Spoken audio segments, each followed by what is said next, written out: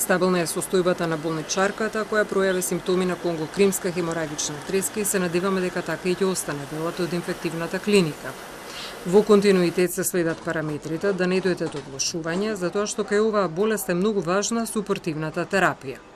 За многумина тоа што загрижува е како дошло до пренос кога постоела соодветна заштита на болничарката во директен контакт со 27-годишната штипјанка која почина од оваа болест по каснување од крлеш, контакт со среден ризик.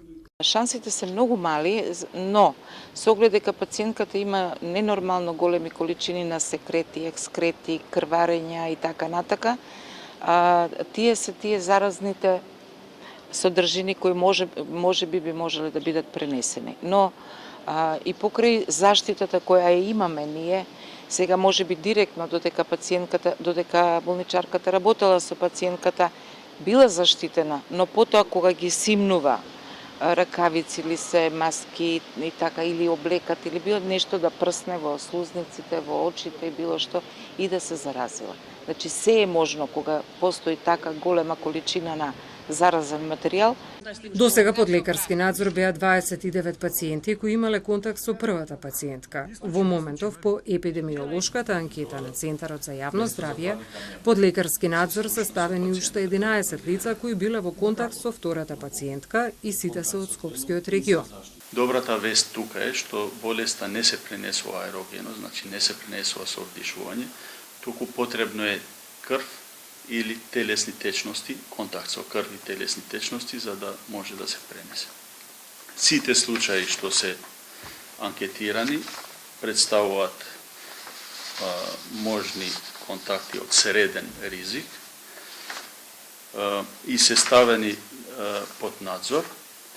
Ниеден од нив не бил во контакт со крв или телесни течности. За да нема дилеми, лекарски надзор не значи класична изолација. Тоа не е изолација класична, меѓутоа не треба да имаат контакт со останатите, дали е потесното семејство, едноставно да издржат овие 14 дена, да не се прошири оваа зараза и јас се надевам дека ова ќе биде и последниот случај. Што се однесува до претходните 29 контакти, од тие 29 една еве се потврди како случај. Вкупно имаме здравствен надзор, издадено решение за 40 луѓе. Важно е граѓаните да внимаваат на заштитата кога престојуваат на отворено, да носат соодветна облека, советуваат лекарите, да внимаваат на површини каде има и животни и доколку забележат крлеш, без паника да консултираат лекар за отстранување на истиот.